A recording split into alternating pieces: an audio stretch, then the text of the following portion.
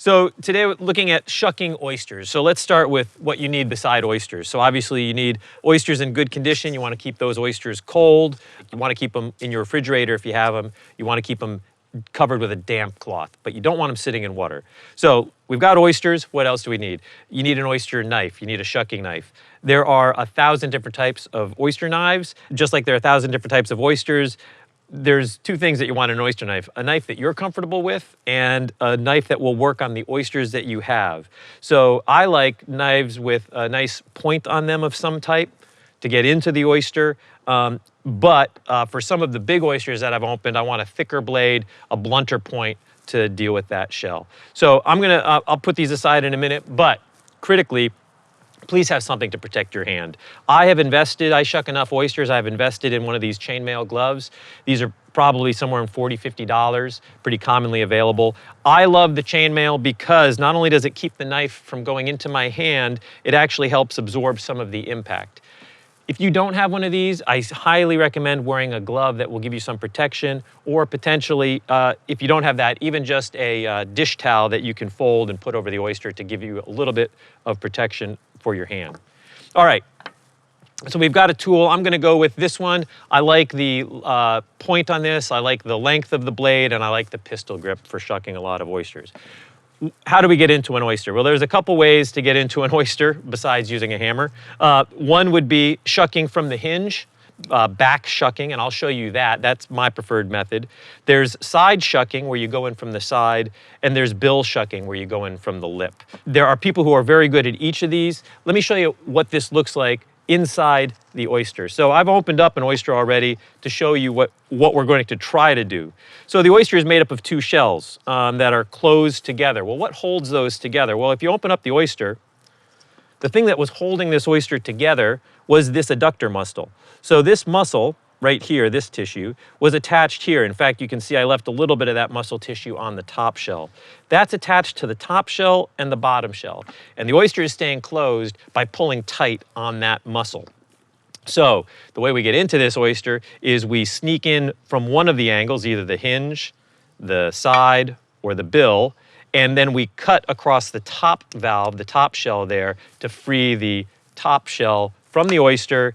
And then ultimately, we're going to also make sure that we get that oyster free of the bottom shell. So you can see right there, I've cut the shell loose, and so now that meat is loose in the shell.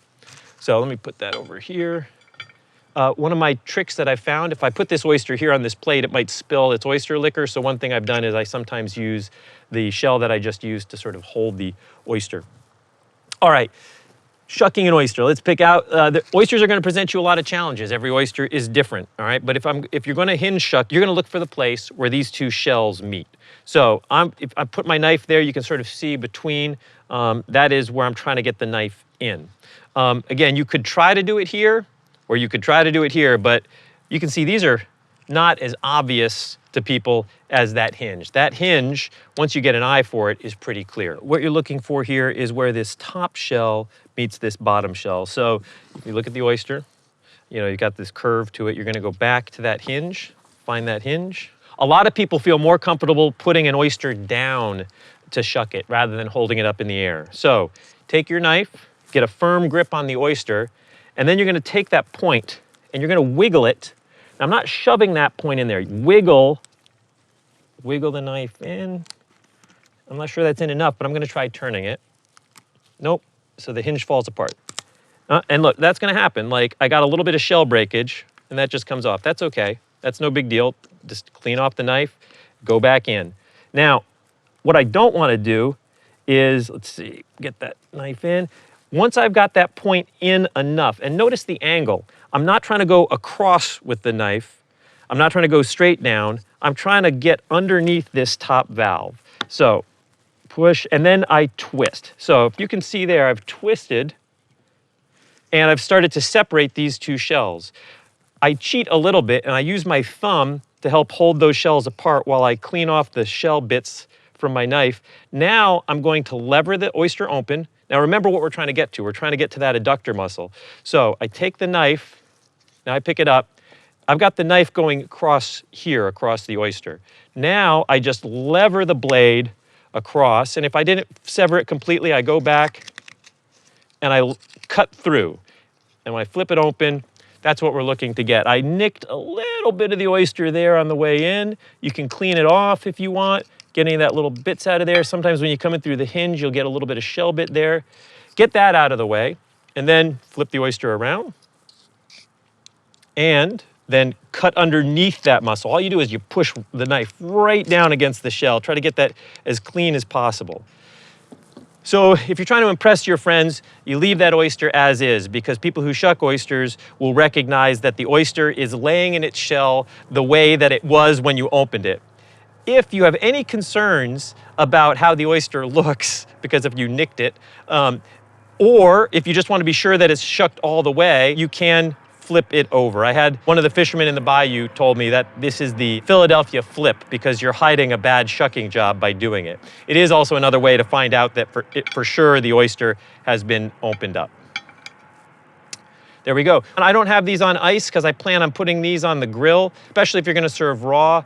I would make sure that oysters are coming from ice and going on to ice after you shuck. You want to keep them cold for the whole duration. People love oysters from the grill. They love the flavor, and it has the advantage, if you're the one in the house who's been asked to open up these oysters, that you can use the grill to help get oysters open. So we've got oysters in the shell, and you can shuck these, but some people like to take them just like this and put them on the grill. We've got this grill going at about 400 to 500 degrees, and I put oysters in the shell on the grill about 5, 6, 7 minutes ago, and I want to show you what that does. So if you can see these oysters, it's clear that they're starting to cook, all right? I've got one, I'll take it right up. This oyster is open. So you can see that that oyster's actually opened up. It hasn't popped all the way open, but it's open and we can get into it, it's cooked. This other oyster, this is one of the problems with doing them on the grill. This oyster is clearly cooked, it's bubbling, but you see, it's not easy to, it's still not quite that easy to get into. So I'm gonna take that off. I will tell you that one of the things that we've seen with that, I'll put a bunch of oysters on the grill and some will never open up. They're just, they get stuck shut. I don't know what it is, but they won't open up. You'll have others that do. My favorite way to do them on the grill, if you are comfortable shucking, is to put shucked oysters on the grill. So I'm gonna let this warm up a little bit here, but all right, we've got these oysters. All right, that's good. All you do is take your oysters that you have shucked. We're gonna put them on the grill, as is. We're not gonna put anything on them yet. I'm just arranging them because I just want them to start to cook here. So no sauce, nothing, but they're open. Let's close that up. You're gonna let your grill get hot again, you're gonna let them cook. So I sort of do this by feel, but it's probably about 3-4 minutes depending on the temperature of your grill. So we'll wait for that. For the oysters that we put on the grill in the shell, so we didn't do any shucking, I just want to show you what this looks like. So be careful, because the oyster can be pretty hot. So I let these cool off a little bit. But remember, when you're trying to shuck an oyster, the adductor muscle is right in here. So now the oyster's popped open, so I don't have to do that much work now to just make sure that's cut through, and then whoops, pop that off. So you can see that is still, oh, that's actually loose. So that is a semi-cooked oyster. If you're not comfortable eating raw oysters, this may not be something that I would consider a cooked oyster by seafood safety standards, but that one was easy because the bill had gaped open. On this one, I just want to show you, this can be the challenge, right? I don't see any good place to get into this oyster that was on the grill the same amount of time as the other oyster. So I can play, I don't have my glove on, so I'm gonna be a little careful, but let's see if okay, there. I got the knife in at the bill, I'm gonna just twist it, and then remember, where's the adductor muscle? It's right here. So I'm just gonna cut back, then I bring the knife down here and pop it open. There we go.